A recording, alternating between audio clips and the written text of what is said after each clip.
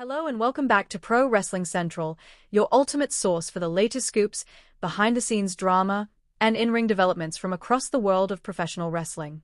I'm your host, John, and this is the Wrestling Report, where we break down all the hot stories shaking up WWE, AEW, and the rest of the wrestling industry. Let's begin with a personal and emotional story that's caught the attention of fans everywhere. Wrestling legend Jim Ross, who has provided decades of unforgettable commentary in both WWE and AEW, recently opened up in detail about two major aspects of his life: his ongoing recovery from colon cancer and his current relationship with fellow legend Ric Flair. Several weeks ago, Ross had provided fans with a health update regarding his battle with colon cancer, reassuring everyone that he was staying strong and focused on recovery. However, the situation grew more complex when Ross shared a story about an incident involving Ric Flair at a past party, in which Flair allegedly exposed himself.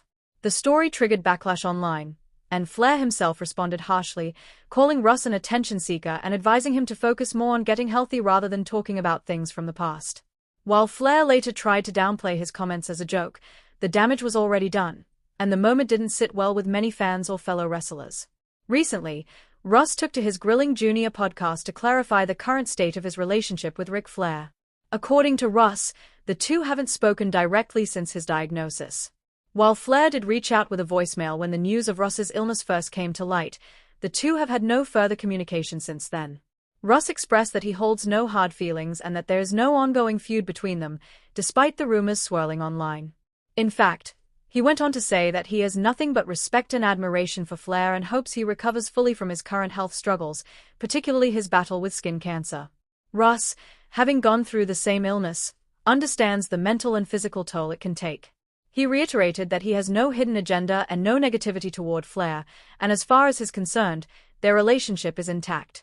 Ross emphasized that Flair remains an essential figure in wrestling history and continues to be a key part of the industry's foundation.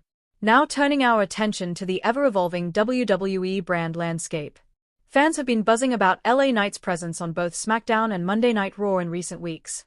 The speculation of a full-time brand switch gained momentum after Knight became entangled with Paul Heyman's on-screen group and appeared in crossover segments. Wrestling Observer's Dave Meltzer provided clarification in his newsletter, stating that although Knight is actively working with both Raw and SmackDown talent at the moment, there are currently no official plans for a permanent move to Raw. WWE is using his rising popularity to fuel several storylines across both brands, but Raw is not designated as his new home base.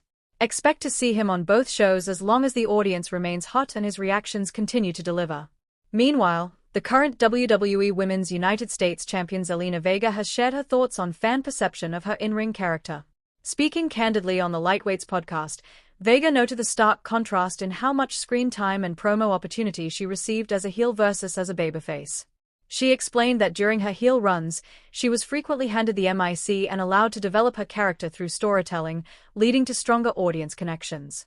However, now that she's positioned as a face, she rarely gets the opportunity to speak.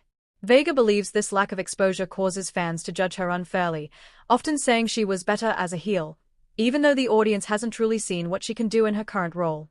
She's confident that if given the same opportunities as a babyface, the crowd would respond just as strongly. Speaking of character development, Rey Mysterio also opened up about why he has never turned heel throughout his long and illustrious career. In an interview with WrestleZone, the Hall of Famer explained that his naturally calm demeanor and positive attitude simply don't lend themselves to playing a villain. He jokingly admitted that his wife tells him he never gets angry with anyone, except her.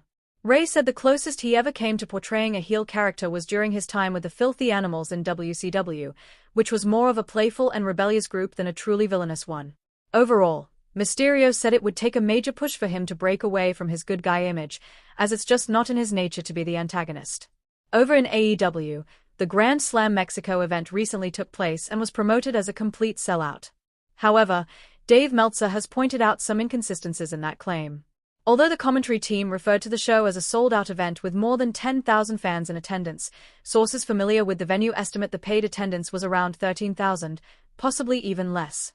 AEW avoided wide crowd shots, which typically show a full house when attendance numbers are strong. While the atmosphere was electric and the energy high, the visual presentation suggested it wasn't quite the sellout it was promoted to be. Ronda Rousey also made headlines with an incredibly raw and emotional appearance on the Untapped podcast, where she discussed her current lifestyle and her physical and mental state after leaving combat sports. Rosie described herself as being deep into motherhood and said that she's working out from her garage rather than a full gym or studio. She opened up about the immense changes that come with pregnancy and childbirth, saying the experience completely transforms your body and sense of self. She referred to the baby as like a parasite in the sense that it takes everything from you, leaving you to wonder if you'll ever feel like your old self again. Rosie reflected on the strength of women and their ability to rebuild after childbirth, sharing that she's on that very journey now. She even told a story about how a tree nearly crushed their car when leaving the hospital during a storm, right after giving birth to her second child. It was a chaotic yet powerful memory that highlighted just how much her life has changed. In the same interview, Rosie revisited her final days in the UFC and revealed the physical issues that led to her retirement. She explained that she had suffered from repeated head trauma, leading to blurred vision, difficulty tracking movement, and serious neurological challenges. These symptoms became more frequent over time, to the point where even a jab would impair her vision during fights. Fortunately, after participating in a long-term neurological study organized by Dana White, Rosie has received more clarity about her condition and now feels more hopeful than ever that there may be solutions. She no longer sees her decline as inevitable and is optimistic about managing her symptoms. Meanwhile, Randy Orton's WrestleMania 41 plans were significantly altered when Kevin Owens had to pull out of their scheduled match due to neck problems. In a last-minute switch, TNA's Joe Hendry stepped in. Aleister Black later shared that he had been discussed as a possible replacement.